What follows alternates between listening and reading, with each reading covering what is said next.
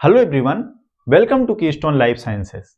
Previous lecture में हम लोग यूकैरियोटिक क्रोमोसोम के बारे में बात कर रहे थे, ठीक है। और वहां पे मैंने आपको यूकैरियोटिक क्रोमोसोम के जो भी कैरेक्टरिस्टिक फीचर्स थे उनके बारे में बताया, ठीक है। मैंने आपको बताया कि यूकैरियोटिक क्रोमोसोम की एग्जिस्टेंस के लिए तीन चीजें बहुत इंपॉर्टेंट होती हैं, ठीक। पहला मैंने आपको बताया था सेंट्रोमियर, जिसके बारे में हम लोगों ने लास्ट लेक्चर में डिस्कस किया। दूसरा मैंने आपको बताया था टीलोमियर, और तीसरा मैंने आपको बताया था ओरिजिन ऑफ रेप्लिकेशन, ठीक है। सेंट्रोमियर्स के बारे में हम लोगों ने लास्ट लेक्चर में डिस्कस किया। मैंने आपको बताया कि सेंट्रोमियर क्रोमोसोम का वो पॉइंट होता है, वो रीजन होता है जहां से सिस्टर क्रोमैटिड्स आपस में जुड़ते हैं, ठीक है, पहली चीज। और वहीं से काइनेटोकोर प्रोटीन कॉम्प्लेक्स की असेंबली स्टार्ट होती है, और उसी काइनेटोकोर प्रोटीन कॉम्प्लेक्स से आकर के स्पिंडल माइक्रोट्यूब्यूल्स जुड़ते हैं, जो कि सिस्टर क्रोमैटिड्स के सेग्रीगेशन में, इफिशिएंट सेग्रीगेशन में इंपॉर्टेंट रोल प्ले करते हैं। इसका मतलब ये हुआ कि सेंट्रोमियर की जरूरत कहां पे होती है? To specific and efficient segregation of sister chromatids during the cell division, ठीक है। उसके बाद जो नेक्स्ट पार्ट आता है टीलोमियर्स, उसके बारे में हम लोग आज डिस्कस करेंगे, ठीक है। तो टीलोमियर्स क्या होते हैं, थोड़ा सा उसके बारे में कुछ बेसिक कॉन्सेप्ट बिल्ड करते हैं। तो telomeres are basically the natural ends of chromosome, ठीक है। क्या होते हैं? They are the natural ends of eukaryotic chromosome, पहली चीज। दूसरी, दे प्रिवेंट्स, एंड्स पे हैं तो क्या करेंगे? They prevents chromosome from having sticky end and chromosome shortening, ठीक है। स्टिकी एंड से बचाते हैं और क्रोमोसोम को छोटा होने से बचाते हैं, क्योंकि एंड पे जुड़ करके क्या करते हैं? क्रोमोसोम को पूरा कर देते हैं, ठीक है। उसके बाद दे प्रिवेंट्स क्रोमोसोम शॉर्टनिंग, मैंने आपको बताया क्रोमोसोम की शॉर्टनिंग से प्रिवेंट करते हैं। तो क्रोमोसोम की शॉर्टनिंग से कैसे प्रिवेंट करते हैं, थोड़ा सा इसके बारे में बात करते हैं। They prevent the chromosome shortening by two ways, दो तरीके से ये क्या कर सकते हैं? क्रोमोसोम की शॉर्टनिंग को प्रिवेंट कर सकते हैं। पहला, they provides protection from the digestion via exonucleases। exonucleases क्या करते हैं? न्यूक्लिक एसिड को किनारों से काटते हैं, किनारों से काटते हैं, ठीक है। अब किनारों पर अगर टीलोमियर्स जुड़े हुए हैं तो जो क्रोमोसोम का मेन पार्ट है वो बचा रहेगा, और अटैक कहां पे होगा? टीलोमियर्स पे होगा, ठीक है। तो ये क्या करते हैं? किनारों से एक्सोन्यूक्लियोलिटिक डाइजेशन से प्रिवेंट करते हैं, पहली चीज। इससे क्या होगा? स्टिकी एंड नहीं बनेंगे, शॉर्टनिंग नहीं होगी। दूसरा, जब रेप्लिकेशन होता है तो हर एक रेप्लिकेशन साइकिल के बाद there is a chance of shortening of chromosome और डीएनए, ठीक है। वहां पे चांसेस होते हैं। कैसे होते हैं? डीएनए रेप्लिकेशन में आपको बताऊंगा मैं, ठीक है। तो क्या होता है? An unusual replication occurs at telomeric region, मतलब एंड में एक अनयूजुअल रेप्लिकेशन होता है to ensure the eukaryotic chromosome do not shorten with each round of replication, मतलब रेप्लिकेशन के साथ साथ जो यूकैरियोटिक क्रोमोसोम है उसकी शॉर्टनिंग ना हो, इसके लिए एक अनयूजुअल टाइप का रेप्लिकेशन होता है। कहां पे? At the end of chromosome, और वो एंड क्या होगा? वो टेलोमेरिक रीजन होता है। वहां पे एक रेप्लिकेशन होता है जिसको हम लोग एंड रेप्लिकेशन ऑफ डीएनए में बहुत डिटेल में स्टडी करेंगे, उसको बोलते हैं and replication of genetic material, ठीक है। तो अब बात करते हैं हम लोग कि टीलोमियर्स एक्चुअली में होते क्या हैं, किन चीजों से मिलकर के बने होते हैं। टीलोमियर्स यूकैरियोटिक क्रोमोसोम्स के नेचुरल एंड्स होते हैं, ठीक है। और ये बने किन चीजों से होते हैं? The eukaryotic telomeres consist of a long array of short tandemly repeated sequences, tandemly repeated nucleotide sequences होते हैं, उनके बने होते हैं। और टेंडेमली रिपीटेड सीक्वेंस क्या होते हैं, मैंने लास्ट लेक्चर में आपको डिटेल में चीज बताया हुआ है, ठीक है। तो वहां से जाके आप लोग ये चीज देख सकते हैं। दूसरा, देयर में भी 100 to 1000 रिपीट्स, ये जो रिपीट्स हैं ये 100 to 1000 टाइम्स रिपीट कर सकती हैं, डिपेंडिंग अपॉन द ऑर्गेनिज्म या डिपेंडिंग अपॉन द स्पीसीज। वो स्पीसीज कौन सी है, वो ऑर्गेनिज्म कौन सा है, ये उस पर डिपेंड करेगा कि ये रिपीट्स कितनी बार रिपीट हो रही हैं, ठीक है। उसके बाद द रिपीटिंग न्यूक्लियोटाइड सीक्वेंसेस, जो टेंडमली रिपीट कर रहे हैं जो न्यूक्लियोटाइड सीक्वेंसेस, उनमें क्या होगा? उनमें 5 से 8 बेसेस ऐसे होंगे जो टेंडमली रिपीट कर रहे होंगे, जो क्या कर रहे होंगे? टेंडमली रिपीट कर रहे होंगे। उसके बाद एक बहुत खास बात होती है टीलोमेरिक रिपीट्स की। ए 50 to 300 nucleotide guanine rich single strand 3' overhang is overhang is present in the telomeric sequence. ठीक है, एक ओवरहैंग पाया जाता है। इसका रोल क्या होता है, इसका इसी का जो मेजर रोल होता है एंड प्रोटेक्शन में, वो इसी ओवरहैंग का होता है, क्योंकि यही ओवरहैंग आगे चल के एक लूप का फॉर्मेशन करता है जिसको टी लूप बोलते हैं। और यही टी लूप क्या करता है, क्रोमोसोम्स के एंड को प्रोटेक्ट करता है। कैसे वो टी लूप बताता है, अभी थोड़ी देर में उसके बारे में बात करता हूं। टेलोमेरिक सीक्वेंसेस की खास बात ये होती है कि ये इवोल्यूशनरी कंजर्व्ड होते हैं। ठीक है, telomeres are evolutionary conserved sequence. Evolutionary conserve sequences का मतलब ये होता है कि अगर हम लोग डिफरेंट सोर्सेज से टेलोमेरिक सीक्वेंसेस को आइसोलेट करें, ठीक है, तो उनमें कंसीडरेबल सीक्वेंस सिमिलरिटी होती है। इसीलिए कहा जाता है कि टेलोमेरिक सीक्वेंसेस जो होते हैं वो इवोल्यूशनरी कंजर्व्ड सीक्वेंस होते हैं। एक बात हो गई। टेलोमेरिक सीक्वेंसेस सबसे पहले आइसोलेट किए गए एक प्रोटोजोआन से जिसका नाम है टेट्राहाइमिना थर्मोफिला। टेट्राहाइमिना थर्मोफिला से इसको आइसोलेट किया गया और उसका जो टेलोमेरिक सीक्वेंस था वो ये था टी टी जी जी जी जी। ठीक है, टी टी जी जी जी जी। इसके अलावा कुछ और ऑर्गेनिजम्स थे जिनके टेलोमेरिक सीक्वेंसेस नोन है और आइसोलेटेड हैं, जैसे कि पैरामीशियम, ट्रिपैनोसोमा, अरेबिडोप्सिस थैलियाना और ह्यूमन। ठीक है, और इन सब में आप देख सकते हैं कि जो न्यूक्लियोटाइड सीक्वेंसेज हैं उनमें कंसीडरेबल सिमिलरिटी है। ये ज्यादातर ग्वानिन, एडेनिन और थाइमिन रिच सीक्वेंसेज होते हैं। आप देख सकते हैं यहाँ पे एडेनिन है, थाइमिन है और ग्वानिन रिच सीक्वेंसेज यहाँ पे आपको दिख रहे होंगे। और जो सीक्वेंसेज हैं, कंपोजिशन है, वो ऑलमोस्ट कंसीडरेबल सिमिलरिटी के साथ में है और यही टेंडम रिपीट्स होती हैं जो इन ऑर्गेनिजम्स में मेनी टाइम्स रिपीट करती हैं। ठीक है, तो यहाँ पे जो खास बात है वो ये है कि टेलोमेरिक सीक्वेंसेस इवोल्यूशनरी कंजर्व्ड होते हैं, इनमें कंसीडरेबल सीक्वेंस सिमिलरिटी होती है। ठीक है, पहली बार आइसोलेट किए गए ये कहां से, टेट्राहाइमिना थर्मोफिला से, जो कि एक प्रोटोजोआन है। ठीक है, तो अभी तक मैंने आपको ये बताया कि जो टेलोमियर्स होते हैं वो यूकैरियोटिक क्रोमोसोम्स के नेचुरल एंड्स होते हैं। और ये क्या होते हैं, ये क्या करते हैं, ये क्रोमोसोम्स को शॉर्टनिंग से और स्टिकी एंड होने से प्रिवेंट करते हैं। ठीक है, एक्सोन्यूक्लियोलिटिक अटैक से भी बचाते हैं। ठीक है, लेकिन टेलोमियर्स तो एक्सपोज्ड हैं, टेलोमियर्स किनारों पे हैं और ये एक्सोन्यूक्लियोलिटिक डाइजेशन के लिए एक्सपोज्ड होते हैं। मतलब एक्सोन्यूक्लियेजेस टेलोमियर्स पे अटैक कर सकते हैं और इनका डाइजेशन भी कर सकते हैं। ठीक है, तो ऐसी कंडीशन में कुछ ऐसी व्यवस्था भी होनी चाहिए जिससे टेलोमियर्स को बचाया जा सके।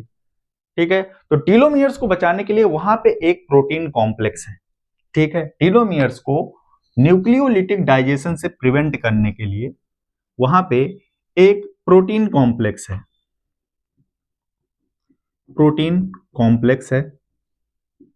ठीक है, उस प्रोटीन कॉम्प्लेक्स को बोलते हैं सेल्टरिन प्रोटीन कॉम्प्लेक्स। सेल्टरिन प्रोटीन, इसको बोलते हैं सेल्टरिन प्रोटीन। ये सेल्टरिन प्रोटीन क्या होता है, it is a group of 6 protein complexes. 6 proteins यहां पे होती हैं। एक प्रोटीन होती है TRF1, दूसरे को बोलते हैं TRF2, तीसरे को बोलते हैं POT1, चौथी होती है TPP1, पांचवी होती है TIN2 और 6th होती है RAP1। ठीक है, तो ये 6 प्रोटीन्स हैं जिनका ग्रुप मिलकर के एक प्रोटीन कॉम्प्लेक्स बनाता है और उस प्रोटीन कॉम्प्लेक्स को बोलते हैं सेल्टरिन प्रोटीन। और ये सेल्टरिन प्रोटीन क्या करती है, it prevents the telomeres from nucleolytic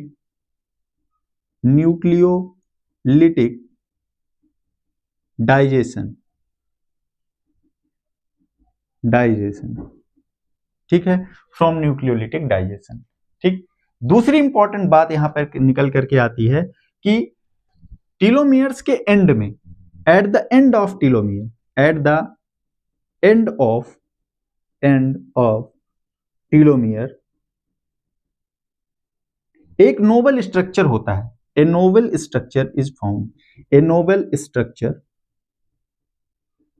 known as T loop. T loop is responsible for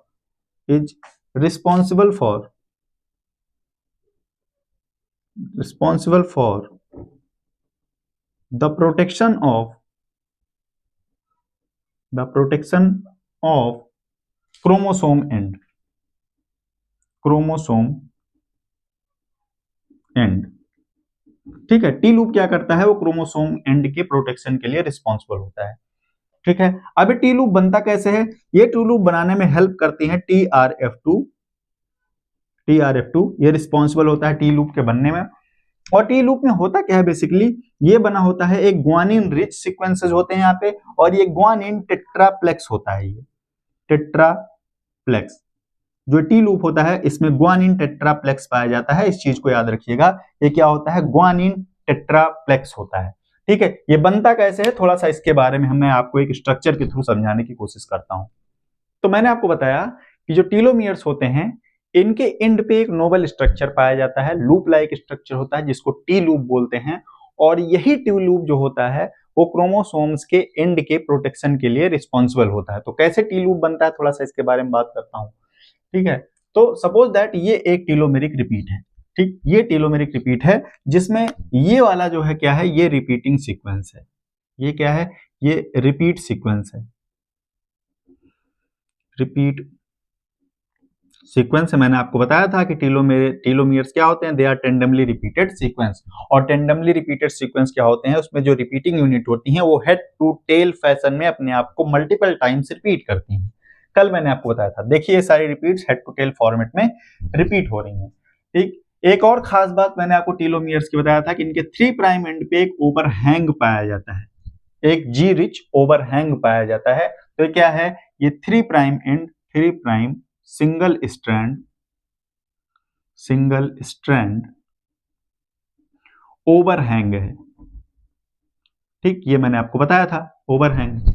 ठीक, इसके अलावा मैंने आपको ये भी बताया था कि जो टीलोमियर्स होते हैं, उनके एंड्स को एक्सोन्यूक्लियोलिटिक अटैक से बचाने के लिए वहां पे एक प्रोटीन कॉम्प्लेक्स होता है, जिसमें 6 मेंबर्स होते हैं। वो भी क्या करते हैं, वो भी आकर के इनसे जुड़े हुए होते हैं।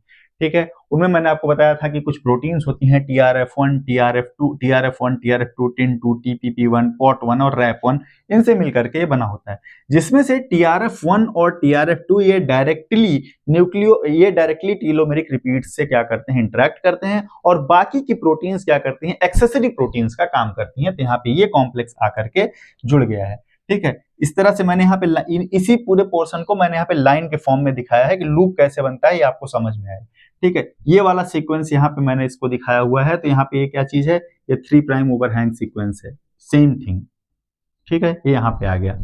ठीक, उसके बाद TRF2 मीडिएटेड फैशन में क्या होता है कि लूप का फॉर्मेशन स्टार्ट होता है, और कुछ इस तरीके से लूप बना लेता है। हमारा जो टीलोमेरिक सीक्वेंस होता है, वो एंड पे लूप बना लेता है। इस लूप को बोलते हैं टी लूप या टीलोमियर लूप। ठीक है, ये लूप क्या होता है, ये लूप कहलाता है टीलोमेरिक लूप। और यहाँ पे एक जगह आप देख रहे होंगे जहां पे ट्रिपल स्ट्रैंडेड डीएनए आपको दिख रहा होगा। डीएनए के 3 स्ट्रैंड यहाँ पे आपको दिख रहे हैं, ट्रिपल स्ट्रैंडेड डीएनए दिख रहा है। इसको कहा जाता है displacement loop. Displacement loop, displacement loop या डी लूप। यहाँ पे ट्रिपल स्ट्रैंडेड डीएनए होता है। तो डी लूप में क्या होता है, ट्रिपल स्ट्रैंडेड डीएनए होता है, triple stranded DNA.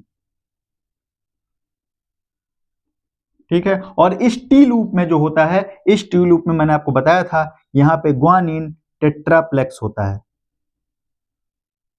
Guanine nucleotide में एक बहुत खास बात होती है कि ये आपस में भी इंटरेक्ट कर सकते हैं, और इंटरेक्ट करके टेट्राप्लेक्स का फॉर्मेट बना सकते हैं। ठीक है, तो इस तरह से टी लूप का फॉर्मेशन होता है, और यही टी लूप रिस्पॉन्सिबल होता है क्रोमोसोम के एंड को प्रोटेक्ट करने के लिए। ठीक है, तो अब बात कर लेते हैं टीलोमेरिक रिपीट सिंथेसाइज कैसे होती हैं। सिंथेसिस ऑफ टीलोमर्स के बारे में बात करते हैं थोड़ा सा, एक शॉर्ट में बताऊंगा, बाकी की चीजें हम लोग डिस्कस करेंगे डीएनए रेप्लिकेशन वाले चैप्टर में। ठीक है, तो सबसे पहली बात ये होती है, telomeres are synthesized de novo means they are every time they are newly synthesize, हर एक रेप्लिकेशन साइकिल में ये न्यूली सिंथेसाइज्ड होंगे, इसीलिए कहा जा रहा है डी नोवो सिंथेसिस इनकी होती है। They are not synthesized in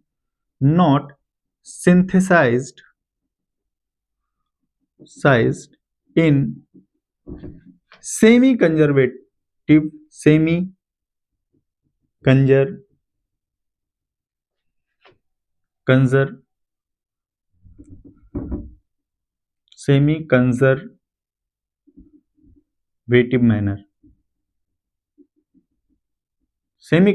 manner में इनकी सिंथेसिस नहीं होती है, ठीक है। दे आर सिंथेसाइज्ड बाय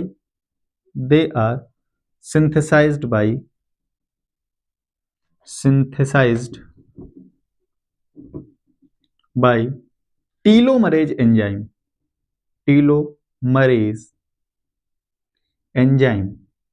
ठीक है। टीलोमरेज एंजाइम के थ्रू इनकी सिंथेसिस होती है। और ये टीलोमरेज होता क्या है, ये टीलोमरेज एक राइबोन्यूक्लियोप्रोटीन होता है, क्या होता है, एक राइबोन्यूक्लियोप्रोटीन होता है। इसके पास, इस राइबोन्यूक्लियोप्रोटीन के पास RNA dependent DNA polymerase activity होती है, ठीक है। इसका मतलब इसके पास रिवर्स ट्रांसक्रिप्टेज एक्टिविटी होती है,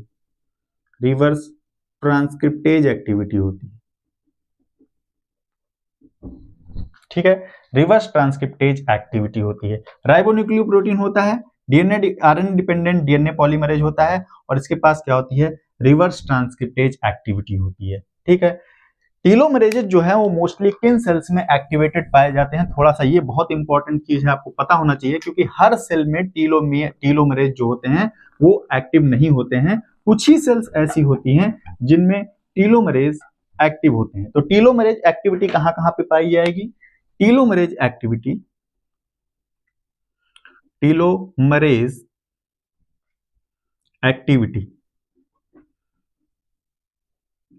कहां कहां पे पाई जाएगी, ठीक है। टीलोमरेज एक्टिविटी नंबर 1 कहां पे पाई जाएगी, जर्म सेल्स में इंक्लूडिंग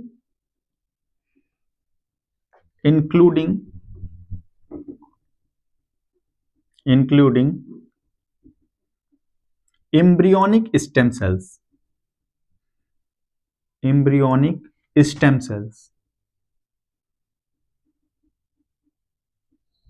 ठीक है।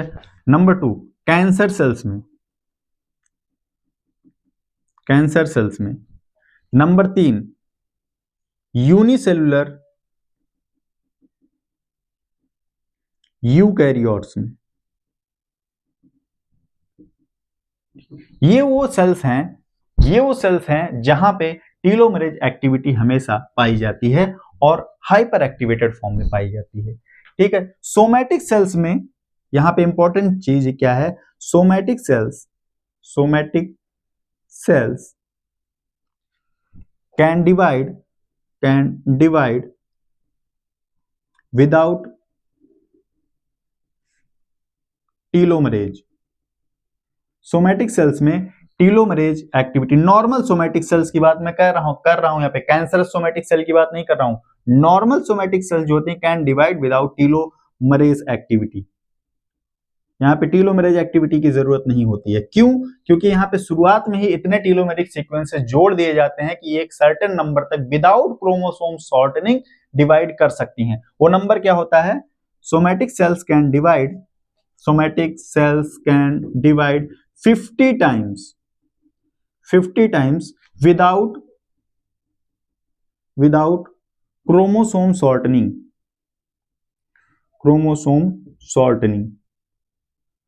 50 टाइम्स तक ये विदाउट क्रोमोसोम शॉर्टनिंग डिवाइड कर सकती हैं। और ये जो लिमिट है 50 टाइम्स की, जो ये लिमिट है, इसको कहा जाता है हेफ्लिक लिमिट,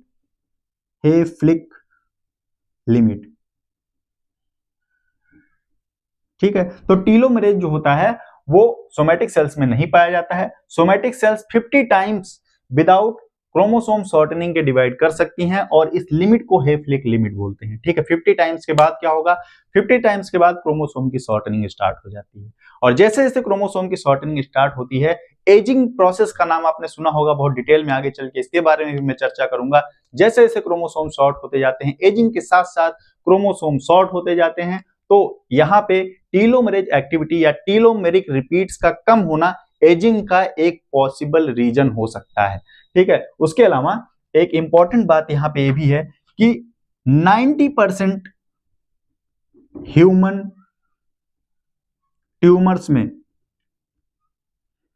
ट्यूमर्स में टीलोमेरिक एक्टिविटी देखी जाती है। टीलोमरेज जो होते हैं वो एक्टिवेटेड होते हैं और इन्हीं एक्टिविटी की वजह से क्या होता है, वहां पे क्रोमोसोम की शॉर्टनिंग नहीं होती है और सेल्स जो होती हैं वो अनलिमिटेड डिवाइड करती रहती हैं।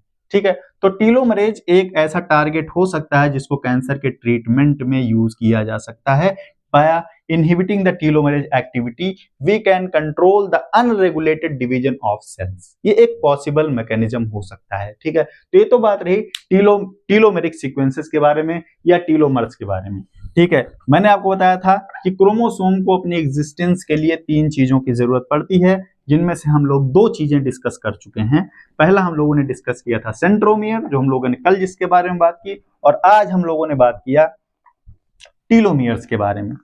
ठीक है, थर्ड हम लोग बात करते हैं, जो तीसरी इंपॉर्टेंट चीज है, that is the origin of replication. Origin of replication, origin of replication. थोड़ा सा इसके बारे में बात करते हैं, इसके बारे में और डिटेल में बात करेंगे हम लोग रेप्लिकेशन वाले चैप्टर में। ठीक है, तो ओरिजिन ऑफ रेप्लिकेशन जो है, मैंने आपको बताया था पहले ही लेक्चर में, मैंने आपको बताया था कि डीएनए एक ऑटोनोमस मॉलिक्यूल होता है, मतलब ये खुद से अपने नंबर्स को बढ़ा सकता है। ठीक है, इसका मतलब इसमें रेप्लिकेशन की प्रॉपर्टी है और रेप्लिकेशन कहीं से भी नहीं शुरू हो जाएगा, मतलब डीएनए में कोई भी ऐसा पार्ट नहीं होगा जहां से रेप्लिकेशन शुरू हो जाएगा। उसके लिए कुछ स्पेसिफिक साइट्स हैं, उसके लिए स्पेसिफिक साइट्स हैं जहां से रेप्लिकेशन स्टार्ट होगा। This is the initiation point of